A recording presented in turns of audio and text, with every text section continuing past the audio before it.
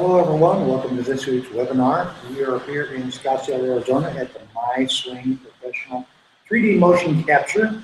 We're in their studio. As usual, brought to you by Medicus Golf and Kick-X Golf. This week's subject is how to practice if you are snowbound. So the first thing that you can do is to call the airport, get on a plane, and come to Phoenix, Arizona, and we'll work together. If you can't do that, I'm going to show you some drills on how to keep your game in shape while there's snow out there and it's too cold. So a lot of people put their clubs up for the winter. Then springtime comes around, they get the clubs out, they knock the rust off of them. They practice, they play, and just about the time it starts feeling pretty good, it's time to put them back again. So with the drills I'm going to show you, you can practice your game indoors. You don't even have to hit golf balls for that matter. And you can keep your game and body sharp so when spring rolls around, you're ready to go.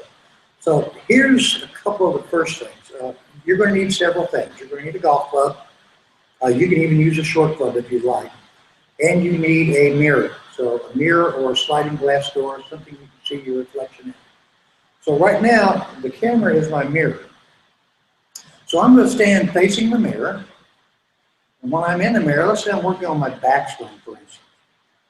I'm going to sit up like I'm going to hit a golf ball, but I'm not going to look down there. I'm going to look in the mirror. Now I'm going to make a backswing while I'm looking in the mirror. And when I make my backswing, I'm going to look and see if that's what I want. If I look like this, I may want to fix that. If I look like this, I may want to fix that. You'll notice this black line here in the background by my head. What I'm trying to do is keep my head relatively still.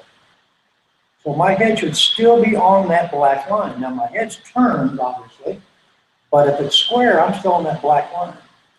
You may find yourself drifting a little bit back at impact because you do want to have a little what we call a second axis tilt with your spine. But I'm going to look at the backswing, and if whatever it is I'm working on, I'm going to try and fix it. If I want my left knee to come in, I'm going to make it come in. If I want, from this angle, I want my shoulders more tilted instead of flat, and this is what a flat backswing would look like. You'd actually come out of posture.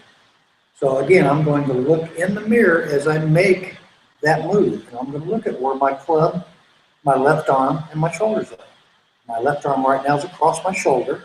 Lots of people play good golf there. Some people play good golf from there. But again, I'm going to look in the mirror to make sure that I'm doing whatever it is I want to do. If I'm someone that gets the club around behind me too quick, this mirror is going to show me that. So if I go back and I look like this, I'm just going to bring the club back out to where I want it. Okay? If my arms, and I'll do it from this direction, maybe I'll do it, let's see, what's the best way to do this? If my arms look like they're just folding up like this and I have no extension, I'm just going to push it out a little bit. You don't want this left arm locked. It's a joint right there. That elbow is a joint. You don't want to lock that joint out. You want it kind of soft.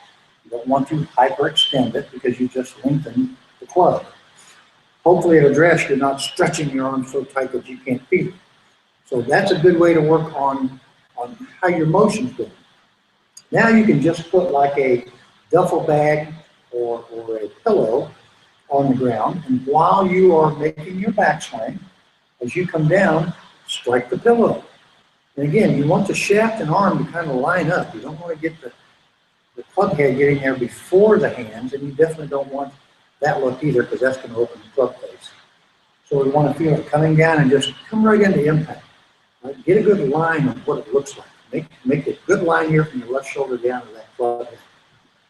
If you are wanting to feel like you strike down on the golf ball more, you can just take a foam golf ball, and I'll show you how to do this one too. You can do the foam golf ball. You can place a second golf ball behind it, or you can place a head cover.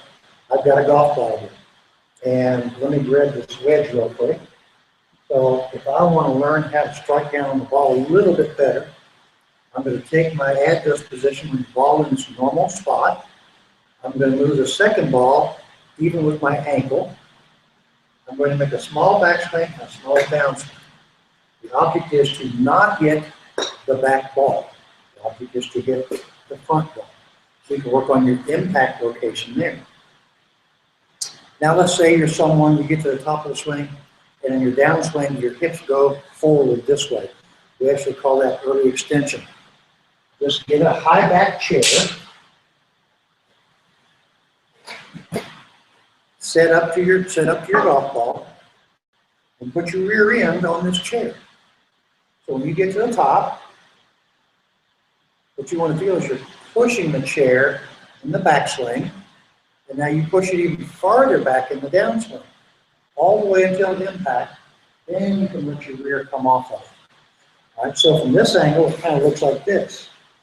Here I'm looking in the mirror again, the chair's behind me. So as I get up to the top, I want to feel like I'm pushing back into impact, and then come out. So what you'll find when you're doing this is that your rear end is actually going backwards. Okay, you're starting up, it's pushing back even farther, impact, and now you just let your left side extend and go straight up, and that'll take you out through the shot. If you're working on speed, just go to the hardware store, get you a piece of rope. Again, I'm going to do this from the mirror point of view.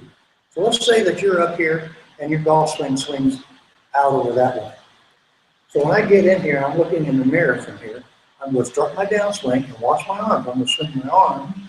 You'll notice the path of my hands and the path of the club head is favored. All right? Again, I'm working on speed, so when I get set up, I'm going to turn this all back, and I'm going to swing it forward. I'm going to try to make this swish as loud as I can.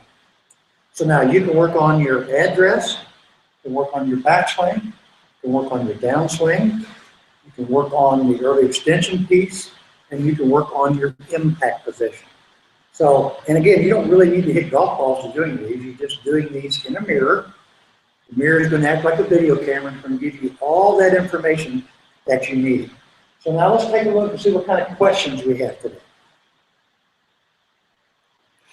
All right, our first question is how to keep both arms not bent during the backswing and downswing. I try to straighten the main left arm first, but my arm starts and I'm having tennis elbow. Okay, so we just talked about that. You have to remember, this is a straight left arm. I'll stand right here so you can see it. You see this bend? That's a hyperextended left arm. I don't want to do that. Just let your arm hang with no stretch in it. And as you take it back, if you feel like you're going like this, just take the heel of your right hand, if you're a right-handed player. Take the heel of your right hand, if you look like this, and just push the club away. That'll be the feeling. So it's like you're stretching this thing away from you the whole time. I'll give you another example of how to do this. So let's say, and this is, the rope's a little bit too long, but I think you'll get the idea. You can just take another piece of rope, and right now, this rope is acting, it's a black rope, it's acting like my left arm. So as I go to the top of the swing, as long as I keep pushing out this way, this rope is going to stay tight. Okay, as soon as I go like this rope is going to get loose. I think you guys can see that. So now as I start down, I don't want to go like this, because again, the rope is collapsing on me. So as I start down, I want to maintain that width of that right arm all the way down into impact, post-impact, now let it fold back up. So don't be concerned about the mythical straight left arm. That's actually a locked left arm, and it will actually slow you down as far as speed.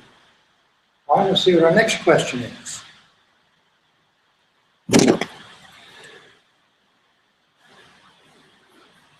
John, what is the best way to feel torque in the backswing? It depends on what kind of torque you're talking about. Are you talking about torque in your body, torque in your arms, torque in your hands? So it's all different. If you're talking about torque in your body, then you actually want to feel like in the backswing, what you actually want to feel like is that your back foot, in other words, your trail foot, is actually moving back and actually going this direction while your body's turning that direction. You'll feel a lot of torque on the inside of your thigh and your ankle. When you start down, you're going to feel that this trail foot is moving this way while you're moving this way. And that again creates more torque. So torque starts from the ground up. So you have to be able to get that in place first. I see where it says we're experiencing some technical difficulties. I don't know what it is. So that's going to answer our questions for today. This will be up on the website tomorrow for those of you that couldn't see it. And until then, we'll talk to you next week.